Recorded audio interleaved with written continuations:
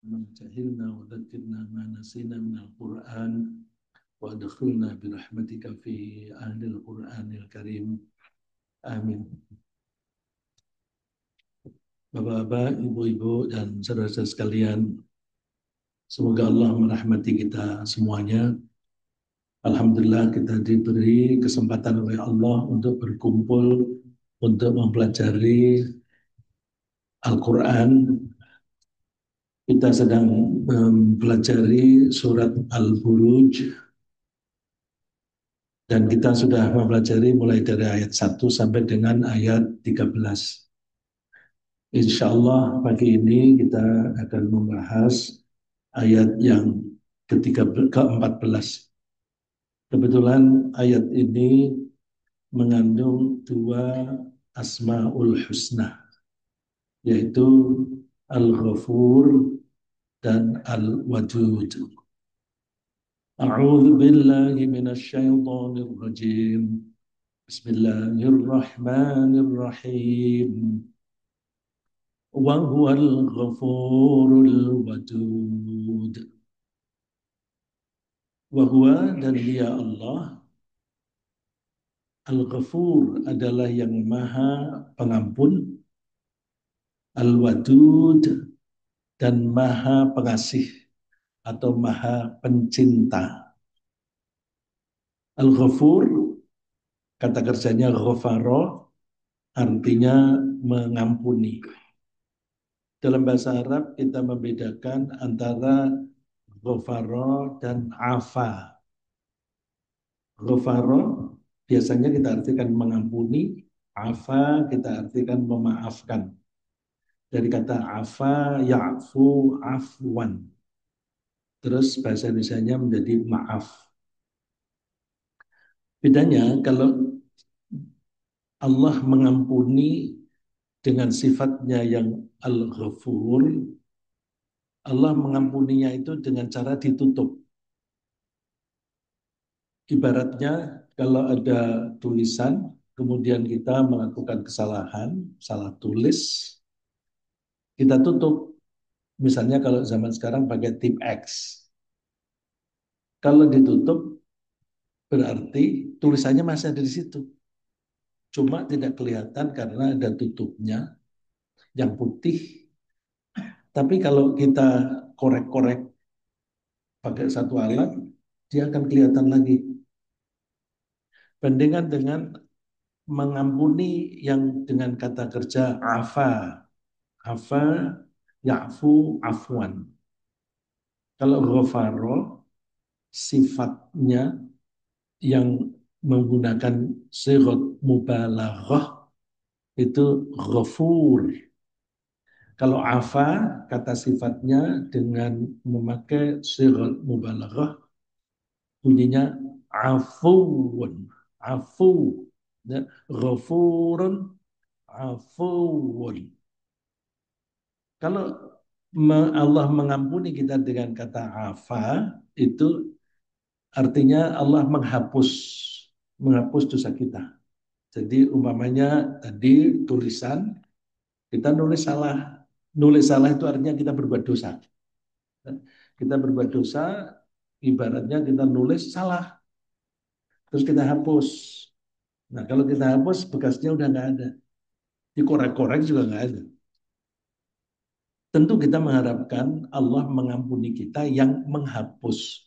Kalau menghapus sudah tidak ada bekas sama sekali. Ya. Di surat Al-Baqarah ayat terakhir, Rabbana la tu'akhidna in nasina aw akhtana. Rabbana wa la tahmil alaina isran kama ahmadahu ala alladziina min qablina. Rabbana wa la tahmil alaina ma la taqata lana bih. Wa'fu anna waghfir lana. Wa'fu anna. Ampunilah kami, waghfir lana, dan ampunilah kami. Wa'fu anna, hapuslah dosa-dosa kami. Waghfir lana, setidak-tidaknya tutuplah dosa-dosa kami. Apa pengaruhnya dalam perilaku kita? Kalau Allah mengampuni kita karena kita sudah tidak lagi kembali melakukan itu. Saya ambil contoh yang agak ekstrim, yang kemungkinan besar itu terjadi, orang yang suka berzina. Zina itu menyebabkan ketagihan. Betul nggak Pak? Kalau orang berzina ketagihan, kemudian dia sadar, lalu dia tobat. Dicek. Kalau melihat wanita lain, cantik, yang cantiknya cocok dengan dia. Ya, banyak wanita cantik, tetapi belum tentu cocok dengan hati seseorang. Kalau dia melihat wanita yang bukan istrinya, cantik, yang cocok dengan dia, dia masih tergugah minatnya, itu berarti baru ditutup. Karena masih kambuh lagi, masih relapse. Tapi kalau kemudian melihat wanita yang secantik seperti tadi, tidak tergoyahkan, minatnya nggak tergoyahkan, nafsunya tidak tergoyahkan. Mohon maaf, saya terbalik pada ya. Kalau tidak tergoyahkan berarti itu dihapus. Tapi kalau terbangkit lagi, itu baru ditutup. Nah, tentu kita mengharapkan dihapus. Tetapi Allah menghapus atau menutup tergantung kita kan. Kita itu tobatnya benar nggak? Kalau kita tobatnya benar, taubatan nasuha, maka Allah akan menghapus. Nah, itu indikasinya pada diri kita sendiri. Terangsang nggak kita? Begitu pula minuman yang membuat kecanduan. Minuman keras, kalau tidak salah itu juga membuat kecanduan. Ah, aku sudah tidak minum. Tapi coba, suatu saat ada pesta yang di situ tidak ada teman sama sekali. Nggak ada teman, tidak ada saudara. Jadi identitasnya tidak diketahui orang. Kemudian di pesta itu ada wine atau minuman keras yang dulu pernah disukai. Ya, setahu saya tidak pernah mencicipi. Itu ada orang yang profesinya itu bartender. Bartender itu suka mengoplos, campur. Ini campur ini, campur ini, campur ini, rasanya itu khas. Nah, kalau misalnya itu biasanya kan lalu terus kasih nama ya, seperti kopi, kasih nama cappuccino dan sebagainya. Itu kasih nama. Nah, kalau suatu saat ada pesta, kemudian disuguhi minuman yang oplosannya cocok dengan dia. Dia tergelitik nggak? Kepengen ngambil nggak? Oh janganlah, janganlah. Tapi keinginan ada. Cuma dia menahan diri tidak mau ngambil. Nah itu baru dihapus. Tapi kalau tidak tergoyahkan lagi, itu berarti sudah apa kalau masih tergoyahkan, masih ada keinginan, itu ditutup. Ya, itu ada beberapa ya. Saya pernah ada teman yang orang Amerika, mantan pendeta, masuk Islam. Ketika ditanya oleh teman-teman di dalam pengajian, apa yang paling kamu rasakan berat? Wah, kalau saya lihat apa namanya bagian dari babi yang paling enak itu apa itu? Ham atau apa itu? Wah, itu kalau saya lihat itu, saya tuh dulu kesukaanku itu. Nah, itu berarti masih ditutup. Kalau sudah tidak ada keinginan lagi, dihapus. Nah, mudah-mudahan kita diampuni oleh Allah sampai ke level afuun atau afwan. Al-wadud, wadda ya wuddu wuddan, artinya mencintai.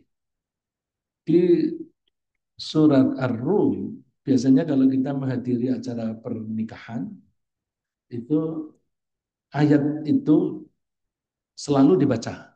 Bahkan seringkali diulang-ulang oleh MC-nya disebutkan, oleh penyambut disebutkan, dan sebagainya.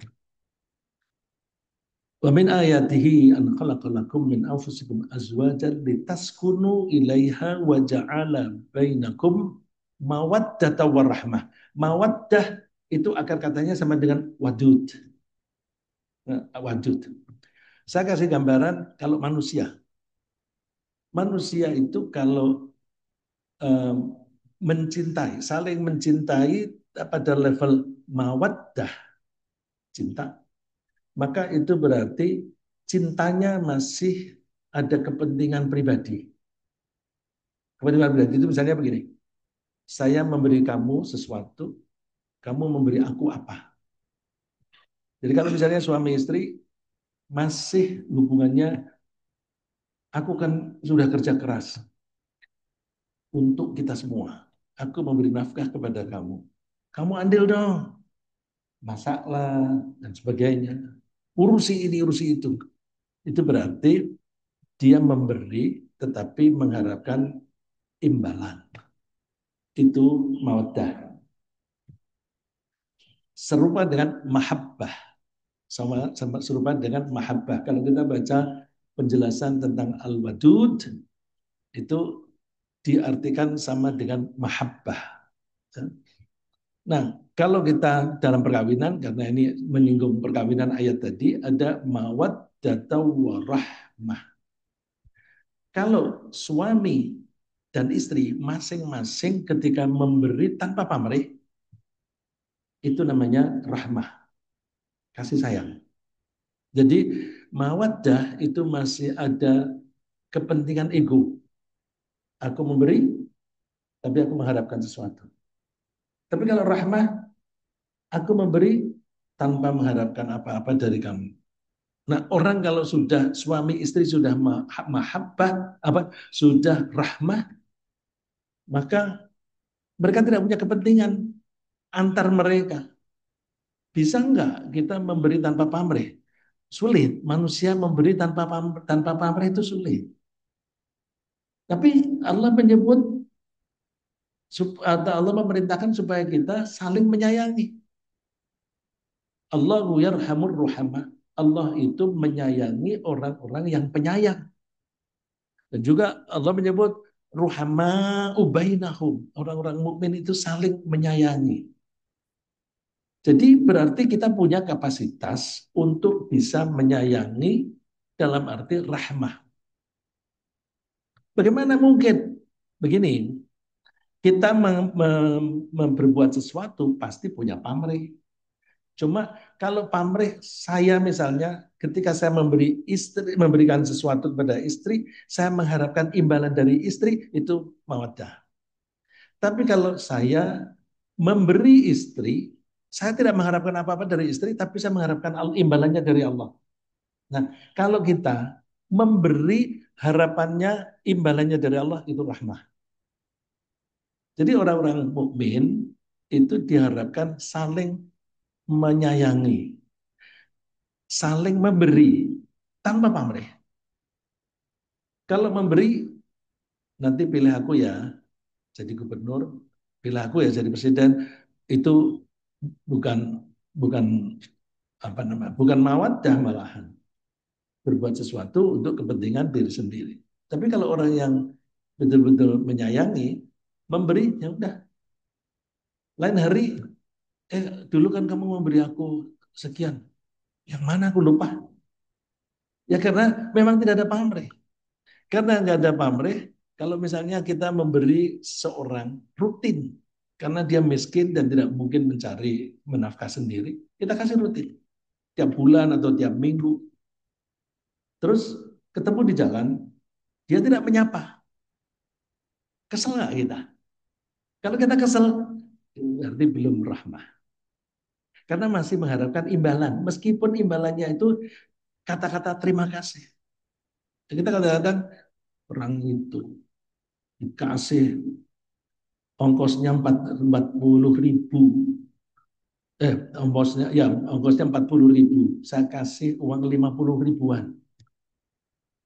Kembaliannya apa? Nggak usah. Nggak usah. Terus dia tidak terima kasih.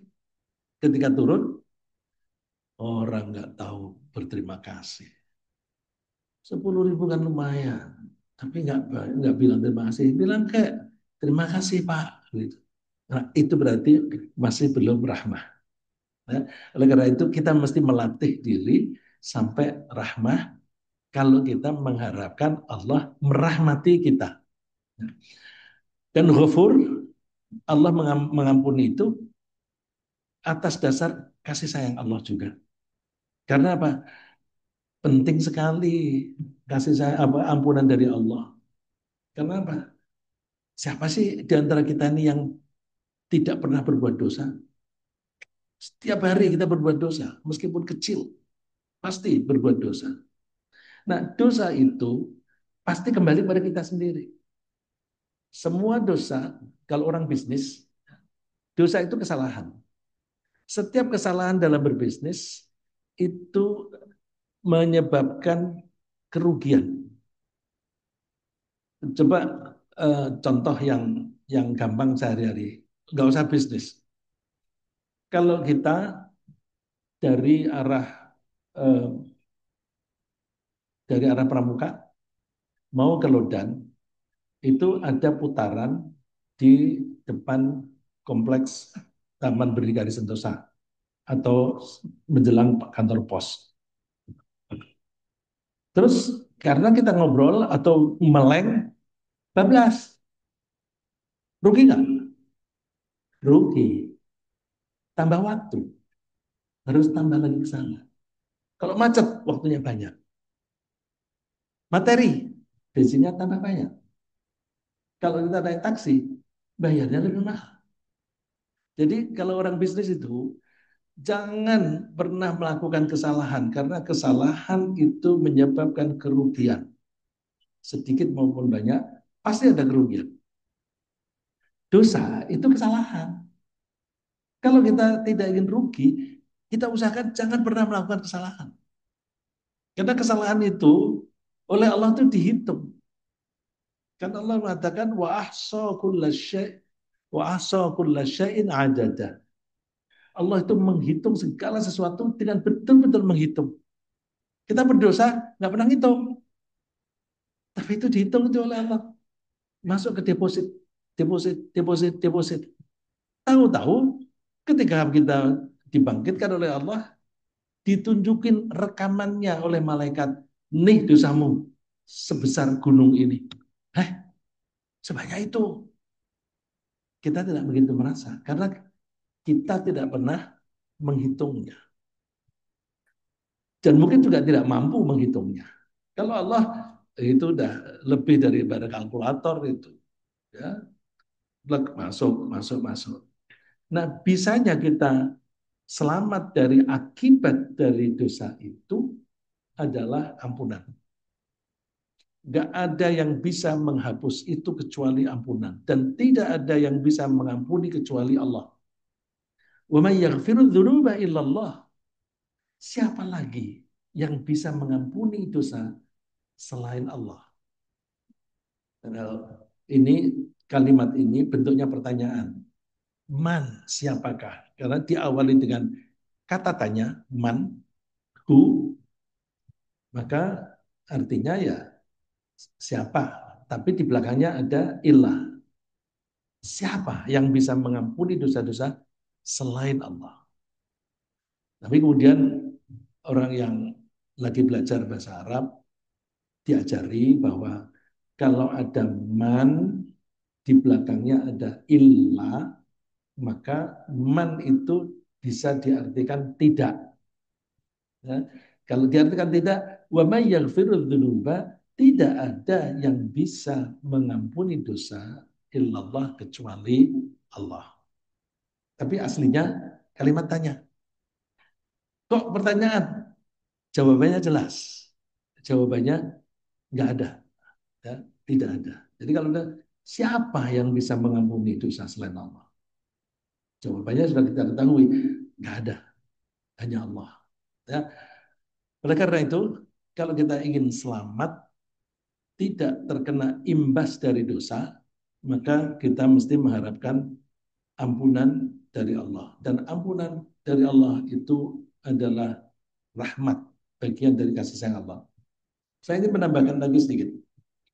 Jangankan di akhirat, di dunia saja kalau kita melakukan kesalahan pasti kita kena imbasnya. Tadi yang sederhana yaitu ketika kita salah, seharusnya kita belok di situ karena salah, kebablasan.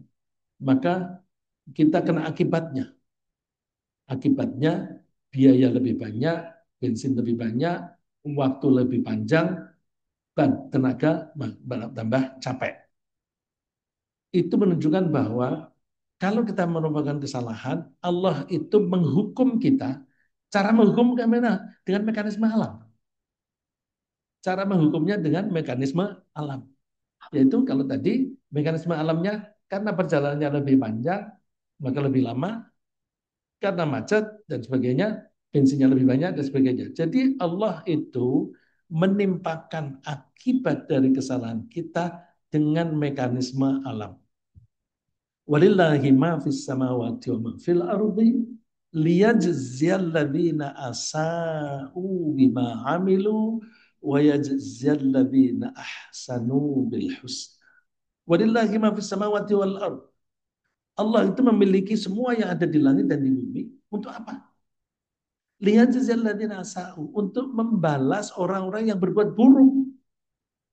Jadi artinya orang yang berbuat buruk itu akan ditimpakan akibatnya, akibat buruk dengan mekanisme apa yang ada di langit dan di bumi, dengan mekanisme alam. Saya kasih contoh, kalau saya bohong saja di sini, bapak-bapak, ibu-ibu tidak mau lagi mendengarkan saya. Kalau ada satu negara selama ini mengikuti peraturan-peraturan multilateral, multinational, multinational, misalnya World Trade, bukan, World Trade Organization, apa itu? Yang gantinya GATT, ya, yang dulu GATT, ya, dulu GATT. Itu Ya, Pak. perjanjian itu selalu berdasarkan kesepakatan dalam negosiasi. Nah, negosiasi ini alot. Belakangan ini deadlock itu bertahun-tahun. Karena apa? Negara yang besar itu membuli yang kecil. Yang besar minta pasarmu dong dibuka. Jangan tinggi-tinggi tarifnya. Dan juga jangan mengenakan hambatan yang bukan tarif. Itu menyebut tarif barriers dan non-tarif barriers. Non-tarif barriers itu misalnya boleh kamu mengimpor menjual udang ke kami, tapi kriterianya harus ini yang sulit dipenuhi. Dengan sulit dipenuhi, maka tidak sembarang kita bisa menjual udang ke negara itu. Oke, sudah disetujui. Tiba-tiba mulai sekarang atau mulai tanggal yang akan datang tidak berlaku lagi. Kamu kalau menjual ke sini harus membayar eh, pajak atau import duty 75%. Kalau kamu membalas, awas aku balas. Terus orang membalas, tambahi lagi 50% atau berapa begitu. Nah, ini kok negara tiba-tiba merusak perjanjian. Perjanjian yang berpuluh-puluh tahun dijalani sekarang tiba-tiba hilang. Maka orang-orang kepercayaannya kepada negara itu hilang. Kepercayaan negara lain itu hilang, pendapatan dia hilang. Sekarang sudah dirasakan.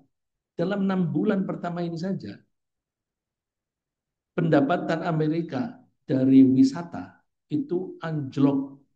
Anjloknya sekitar 20%. Itu gara-gara mengingkari janji secara internasional. Kalau saya bohong, maka tiba-tiba orang akan tidak percaya pada saya. Oh, tapi apakah langsung? Ini Allah itu karena Maha Pengasih. Kalau saya bohong sekarang, itu tidak lalu terus setelah saya nggak datang tidak ada orang yang datang. Kenapa? Ada yang paham saya bohong, ada yang ngerti bahwa saya bohong, ada yang tidak ngerti. Nah, banyak orang yang tidak ngerti bahwa saya bohong. Saya berdagang, saya curang. Tapi tidak semua orang tahu. Nah, nanti akibatnya kena ketika orang itu pada tahu baru nanti orang tidak percaya. Nah, waktu antara perbuatan saya dan akibatnya. Ini suka disebut time of response. Time of response. Waktu terjadinya respons terhadap suatu kejadian itu ada yang pendek, ada yang panjang. Kalau sifatnya materi, orang membangun gedung tapi tidak tegak lurus, miring.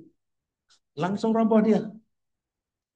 Antara dia melakukan ini dan robohnya itu waktunya pendek. Tapi kalau masalah kejiwaan, itu time of response-nya panjang. Apalagi kalau kejiwaan itu melibatkan orang banyak, itu time of response-nya lebih panjang lagi. Kenapa lebih panjang? Karena Allah sayang pada kita. Karena kalau begitu saya bohong, langsung terkena akibatnya, habis kita. Habis. Ya Allah menyebutkan, Warabbukal ghafuru dzur rahmah. Tuhanmu itu maha pengampun dan maha pengasih. Lau yu'akhidukum bima kasab. Seandainya Allah itu mengambil tindakan atas apapun yang kamu lakukan. Begitu kamu berbuat salah, langsung diambil tindakan, la'ajjala lahumul adzab. Allah akan mempercepat siksaan. Karena dipercepat, nggak ada orang yang bisa bertahan hidup. Karena semua orang melakukan pelanggaran kesalahan. Ballahum mau'idul la yajidu min dunihi mau'ila. Tapi Allah menunda-nunda. Coba kita lihat. Ada orang yang bohongnya itu berpuluh-puluh kali. Yang dibohongi ratusan juta orang. Tapi akibatnya tidak ditimpakan langsung oleh Allah. Setelah dia jatuh, baru dia kena bertubi-tubi. Ini kalau tinju itu jabnya itu masih baru satu tuh. Baru satu atau dua. Itu saja sudah bisa membuat stres. Dan orang kalau stres itu bisa berdampak kepada kejiwaan, apa kepada badan yang namanya psikosomatis. Ya, makanya hati-hati.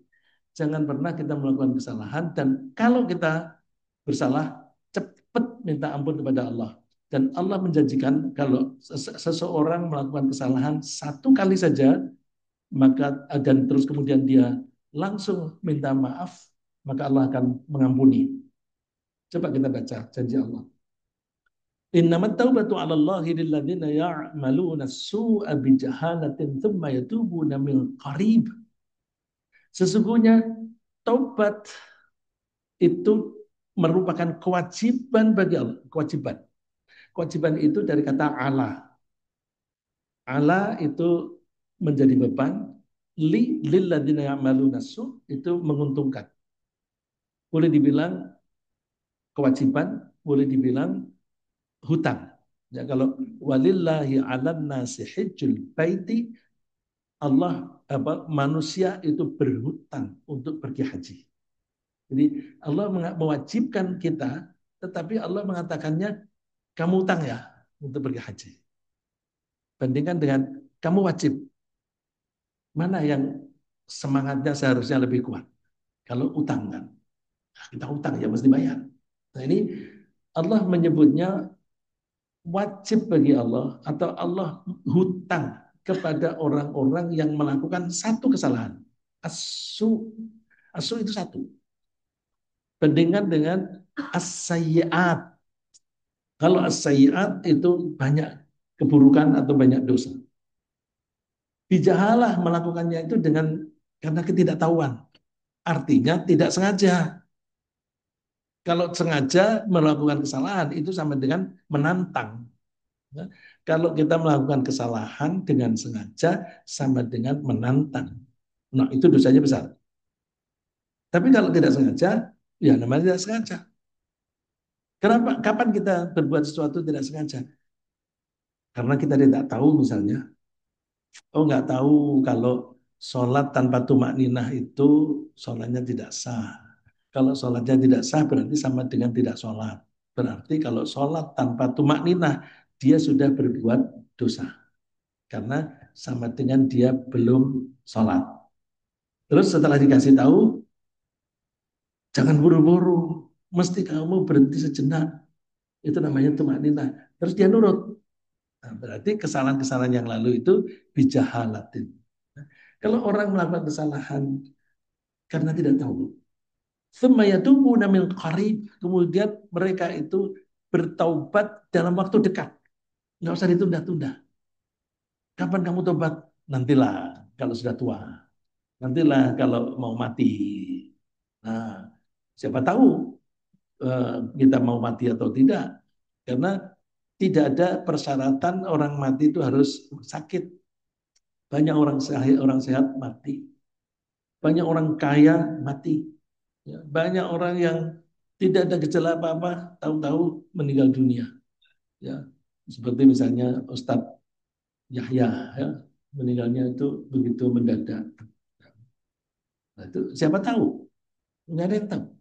Faulaika yatubullahu alaihim. Mereka itulah orang-orang yang diampuni oleh Allah. Jadi kalau kita kepingin diampuni oleh Allah, salah satu caranya adalah cepat-cepat taubat. Wa kana Allahu aliman hakimah. Allah itu Maha tahu dan Maha adil. Bagaimana cara lagi supaya kita diampuni oleh Allah? Kita suka memaafkan. Ya ayyuhalladzina amanu inna min azwajikum wa auladikum aduwwan lakum fahdharuhum. Hai orang-orang beriman, ketahuilah bahwa di antara pasanganmu, suami atau istri, dan juga di antara anak-anakmu itu ada yang menjadi musuh kamu. Kita itu mempunyai musuh, biasanya orang yang kita pernah berinteraksi atau yang tidak. Kalau kita tidak pernah berinteraksi, itu nggak ada permusuhan biasanya. Yang bermusuhan biasanya orang yang biasa berinteraksi. Nah, pembunuhan yang terjadi, yang sering terjadi dilakukan oleh orang-orang yang dekat. Maka kalau ada seseorang terbunuh, yang diselidiki dulu adalah orang-orang terdekat. Mulai dari yang paling dekat sampai dengan yang makin jauh. Karena pembunuhan itu seringkali dilakukan oleh orang yang ada rasa dendam. Dendam itu kan akibat dari interaksi. Kalau tidak ada pada orang luar. Orang luar yang tidak dikenal kok membunuh, itu biasanya tujuannya bukan membunuh, tapi punya tujuan lain. Harta misalnya. Karena kepengen hartanya, orang itu eh, menghalang-halangi, maka orang itu dibunuh. Begitu pula penguasa. Kalau ada orang yang berusaha menghalang-halangi kekuasaannya atau mengganggu kekuasaannya, dibunuh itu. Setidaknya di penjara. Maka kita sering menyaksikan orang itu nggak salah, masuk penjara. Sampai sekarang masih di penjara. Padahal sekarang udah terang benderang bahwa nggak salah itu. Ya, itu karena eh, orang itu merasa terganggu kepentingannya. Nah, bagaimana kalau kita itu menghadapi orang-orang terdekat ini? Ambil sikap. Wa in ta'fu wa tasfahu wa taghfiru fa innallaha ghafurur rahim. Kalau kamu mau memaafkan, nah memaafkan ini menghapuskan.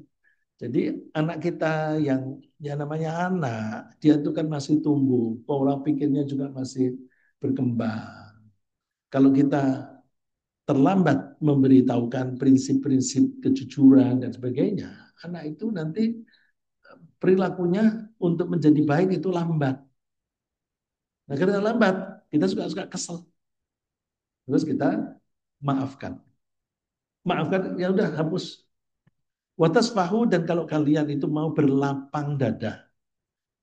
Kita bisa lapang dada kalau kita bisa memahami orang lain. Kenapa orang itu melakukan itu? Oh, latar belakangnya begini-begini.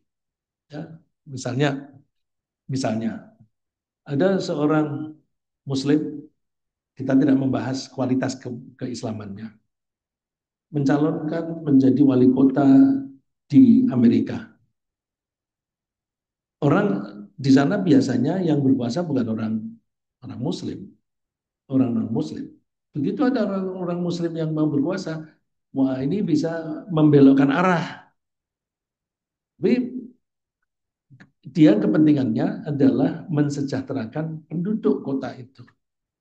Tapi penguasa yang di atas Fahamnya, dia mengganggu kekuasaan kita. Karena kalau itu membuat menjadi tren baru, itu akan mengancam demokrasi kita dan sebagainya. Nah, itu eh, kalau kita pada posisi, oh, rupa-rupanya program dia adalah mensejahterakan rakyat. Oke lah, dia orang Islam atau apa, yang penting kesejahteraan itu. Tapi karena tidak memahami orang ini, maka yang ada marah-marah. Ya. Jadi supaya kita bisa lapang dada, caranya kita belajar memahami pola pikir orang lain, mempelajari kepentingan orang lain. Saya punya kepentingan, orang lain juga punya kepentingan.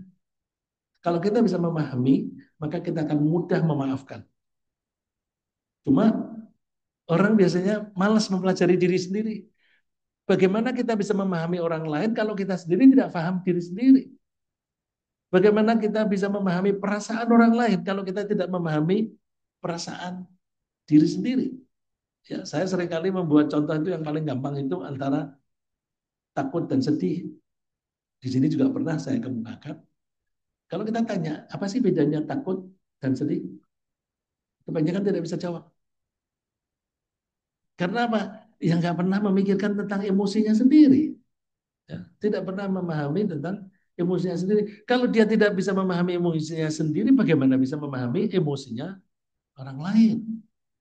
Kalau dia tidak bisa memahami orang lain, dia hanya mementingkan kepentingannya sendiri. Dia mengutamakan kepentingan sendiri. Dia tidak peduli pada kepentingan orang lain. Nah, orang semacam itu perbuatannya akan semau gue, seenaknya sendiri. Ya, jadi yang pertama supaya kita mendapatkan ampunan dari Allah adalah kita cepat-cepat mohon ampun setelah melakukan kesalahan. Yang kedua, kita berlapang dada dan kita memaafkan orang lain meskipun orang lain tidak minta maaf.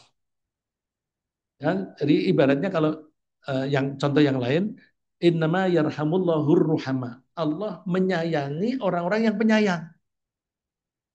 Bagaimana orang minta disayangi oleh Allah kalau dia sendiri tidak penyayang? Kemudian kalau kita mengharapkan Allah memaafkan kita, bagaimana Allah memaafkan kita kalau kita sendiri tidak pemaaf? Kita sendiri pendendam, tapi minta Allah memaafkan. Nggak bisa. Kamu dulu, kamu harus belajar memaafkan. Ya, nomor kedua adalah memaafkan. Yang ketiga, kita mesti jujur. Orang kalau jujur, perilakunya wajar. Orang kalau bohong, perilakunya mesti tidak wajar. Oleh karena itu, orang yang bohong itu menimbulkan kecurigaan. Orang yang paling pandai curiga adalah istri terhadap suami. Kalau suaminya nyeleweng, nyeleweng dalam hubungan perkawinan, itu perilakunya akan berubah. Maka istri akan curiga. Wah, ini kok aneh nih kelakuannya. Pasti ada sesuatu yang disembunyikan. Nah, bohong itu adalah menyembunyikan sesuatu yang menyimpang. Maka kalau kita ingin terhindar dari perilaku menyimpang, kita kita komitmen tidak pernah bohong atau dibalik. Kalau tidak kepengen bohong, jangan pernah melakukan perbuatan yang menyimpang dari yang baik. Nah, kalau kita mau jujur, perilaku kita akan wajar. Ya ayyuhalladzina amanu taqullaha wa qulu qawlan sadida. Wahai orang yang beriman, bertakwalah kamu kepada Allah, terutama katakanlah kata-kata yang benar. Takwa itu kriterianya banyak. Di ayat ini diambil salah satu. Terutama kan berkatalah yang benar, yang jujur. Kalau kamu jujur, yuslih lakum amalakum. Allah akan membuat perilakumu soleh. Terus yang berkaitan dengan ampunan, wa yaghfir lakum dzunubakum, dan Allah akan mengampuni dosa-dosamu. Jadi yang ketiga, supaya Allah memberi ampunan kepada kita, kita mesti jujur. Kemudian ada cara lagi supaya mendapatkan ampunan dari Allah, banyak-banyak bersedekah. Sebenarnya ayat-ayat ini bukan hanya bersedekah, tapi peduli pada orang lain. Kalau kita peduli pada orang lain, maka Allah akan memaafkan kita. Wasari'u ila maghfiratin min rabbikum wa jannatin 'arduha as-samawati wal ardh u'iddat lil muttaqin. Cepat-cepat kamu memperoleh ampunan dari Allah dan juga surga. Surga itu disediakan bagi orang yang bertakwa. Kriterianya orang yang mendapatkan ampunan ini siapa? Alladzina yunfiquna fis sarra'i wad dharra adalah orang-orang yang mau bersedekah baik dia dalam keadaan ekonominya longgar atau sempit. Jadi bersedekah itu duitnya banyak bersedekah, duitnya sedikit asal asal sudah cukup bersedekah. Jadi jangan menunggu kaya. Kalau menunggu kaya nanti Allah menggantinya juga setelah kaya. Kalau tidak pernah bersedekah, ya tidak pernah diganti.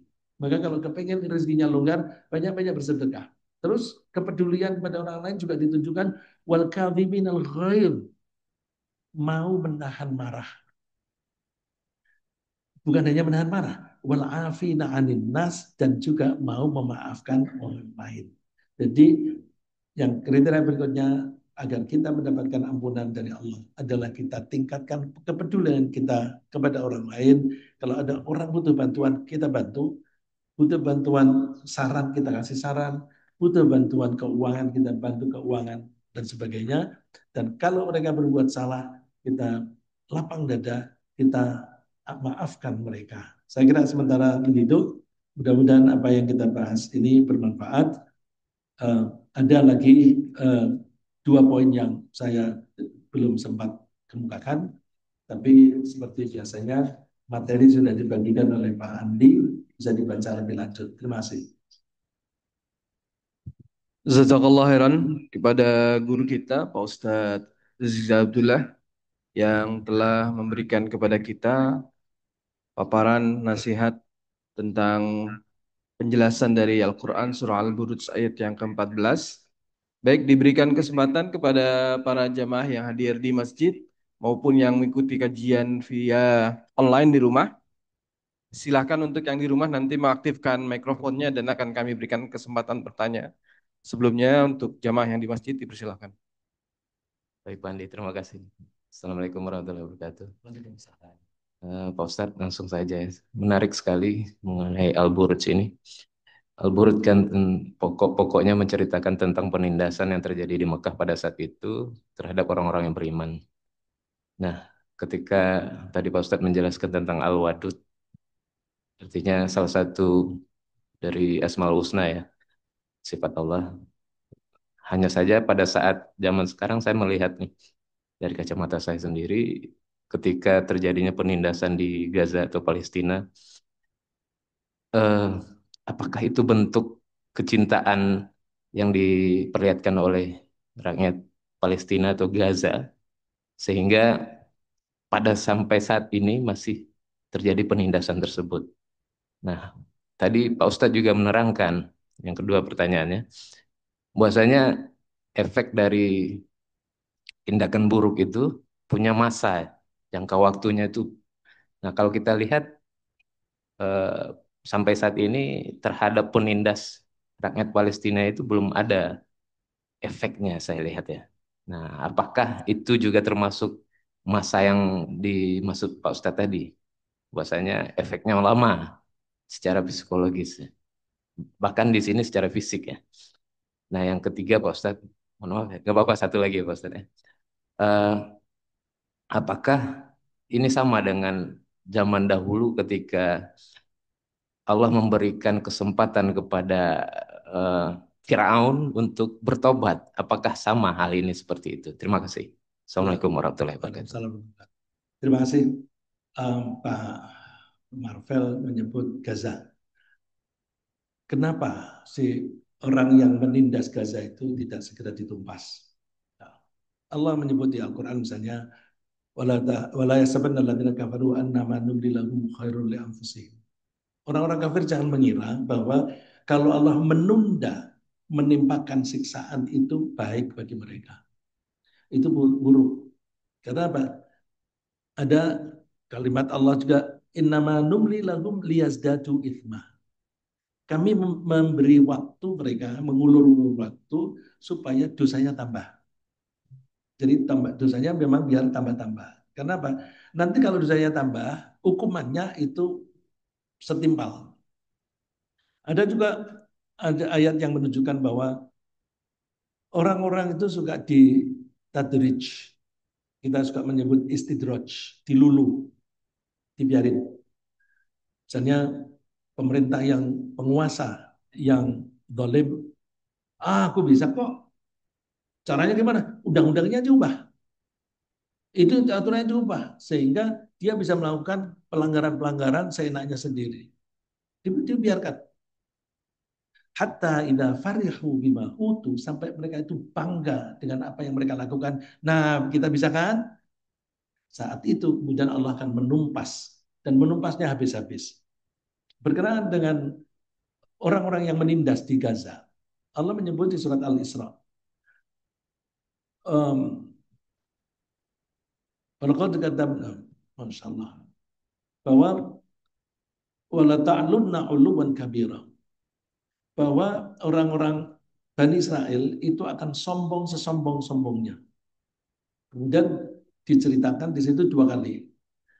Fa idza jaa wa'du ulahuma, kalau kesombongan yang pertama itu dilakukan, maka ba'atsna 'alaihim ibadan lana, kami utus orang-orang untuk menghancurkan mereka. Menghancurkannya itu sampai mereka itu musuhnya itu masuk ke celah-celah rumah mereka. Jadi artinya diburu sampai dimanapun.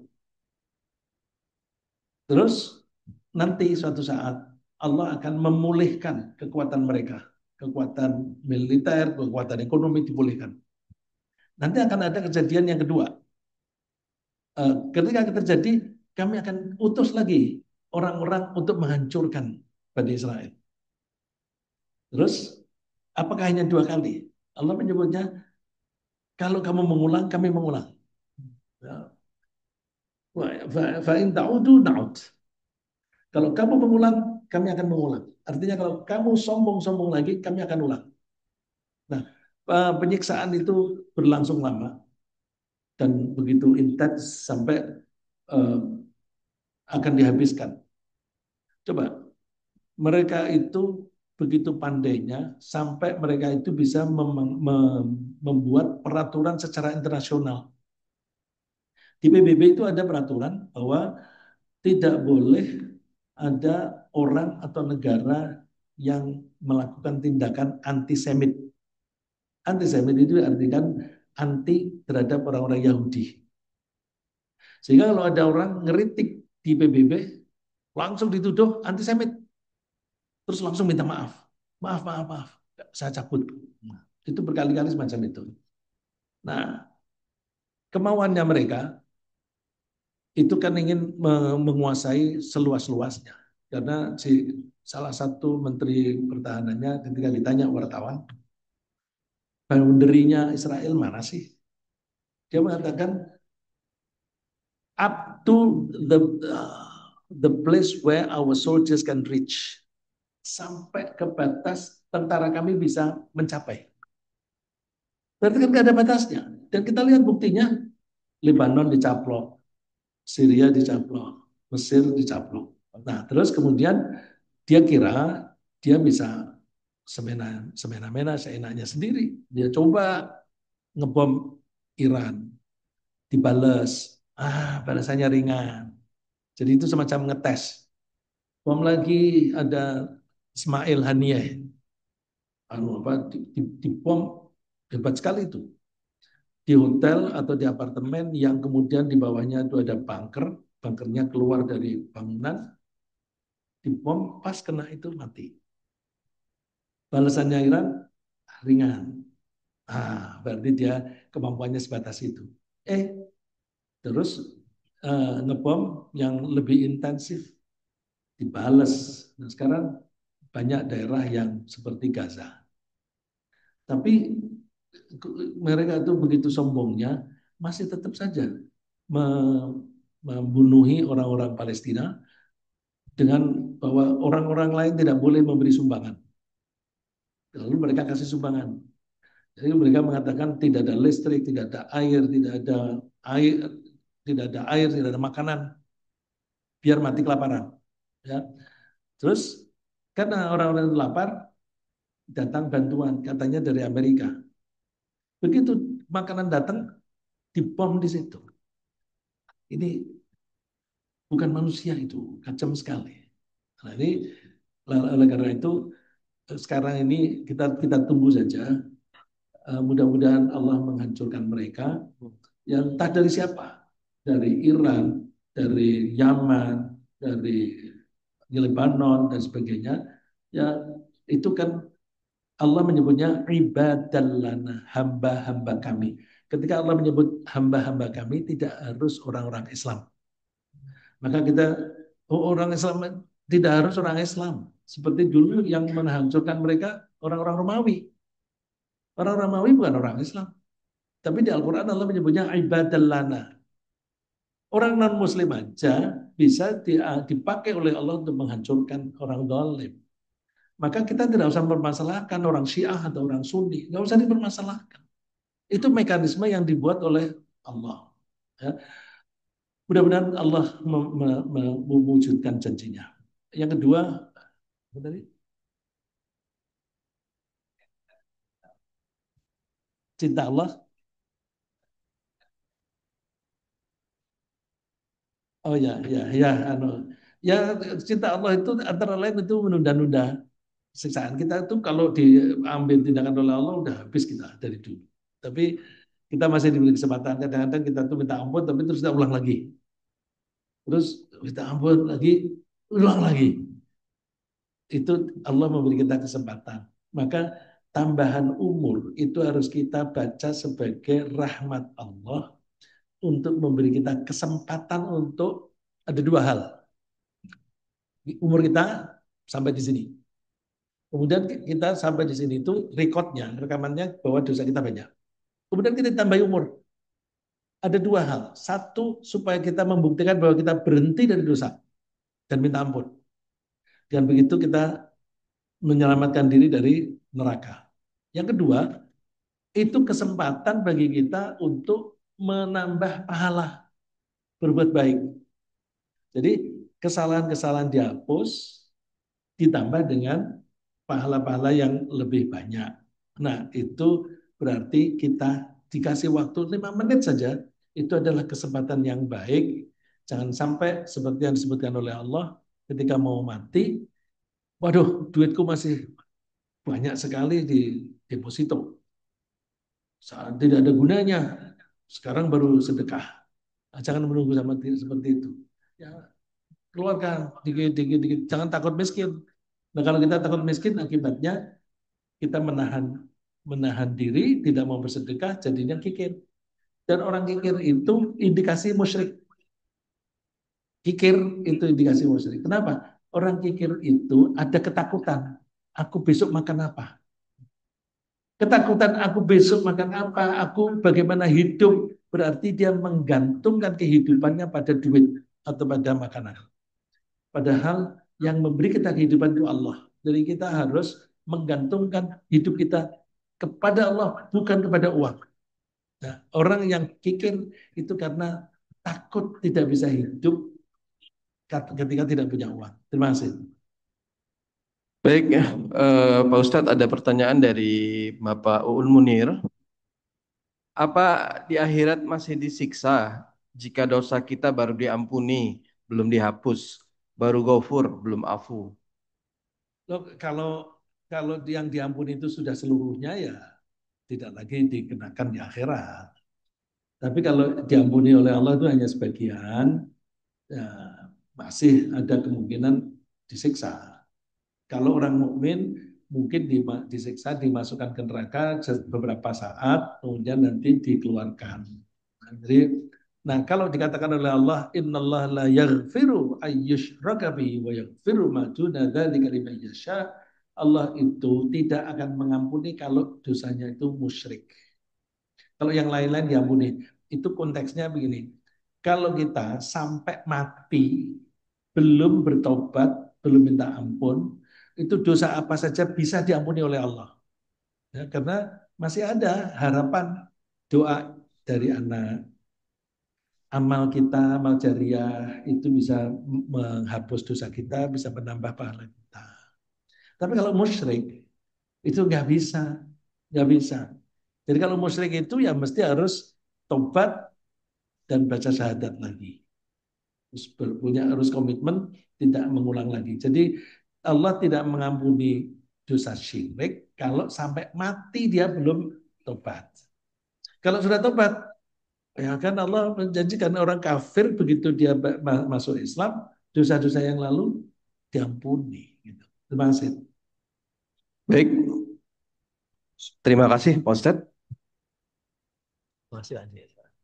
Nah, Ustaz, mohon penjelasan surat tadi segera bertobat dari ayat surat An-Nisa ayat 17 ya. Ya, An-Nisa 17. Sesungguhnya bertaubat kepada Allah itu hanya bagi mereka yang jahil, jahil atau tidak mengerti.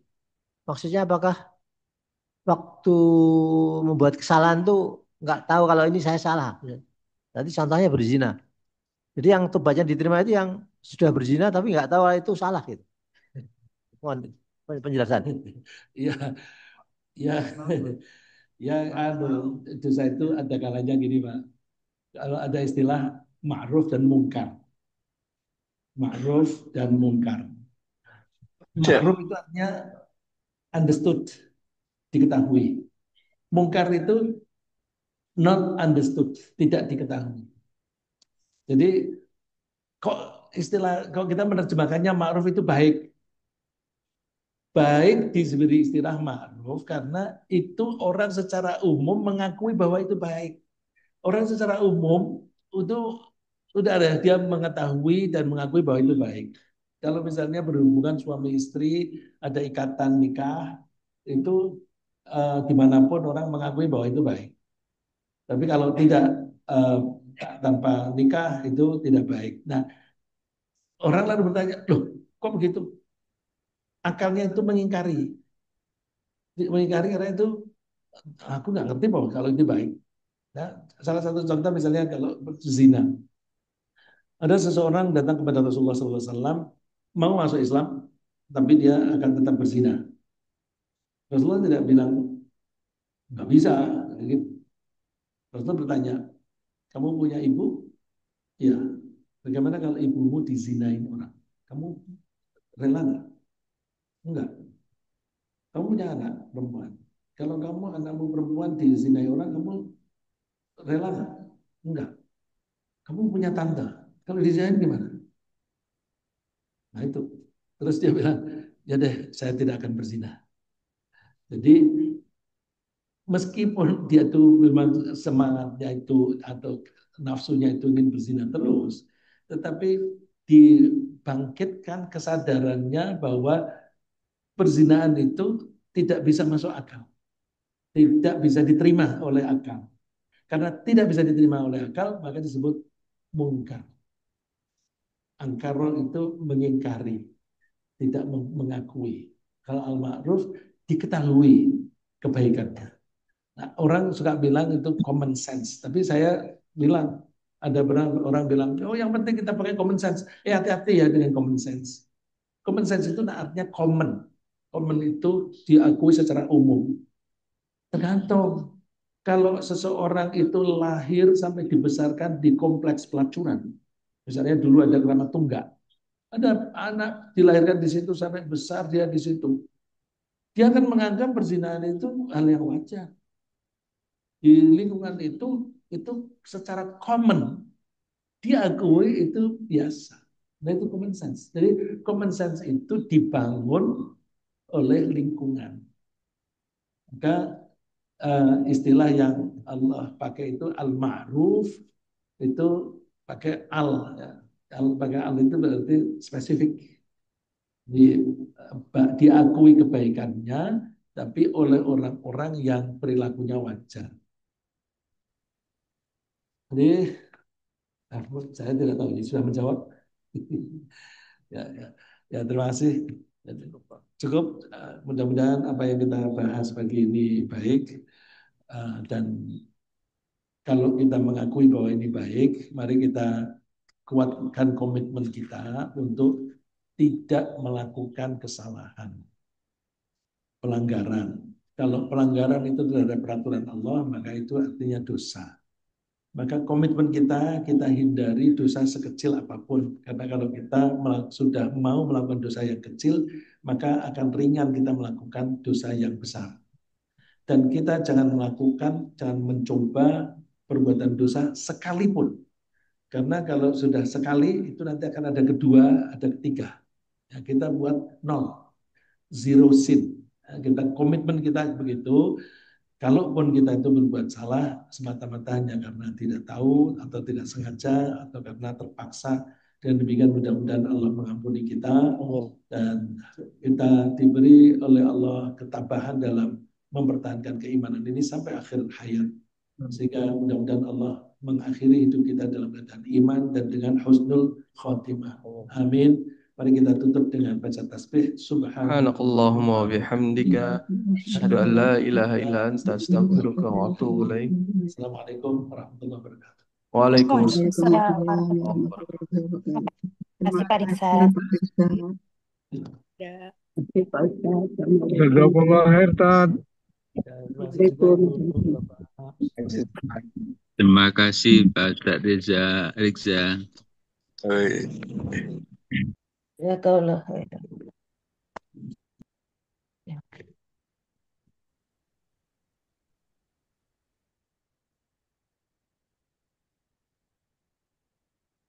Mohon izin saya tutup ya Bapak Ibu.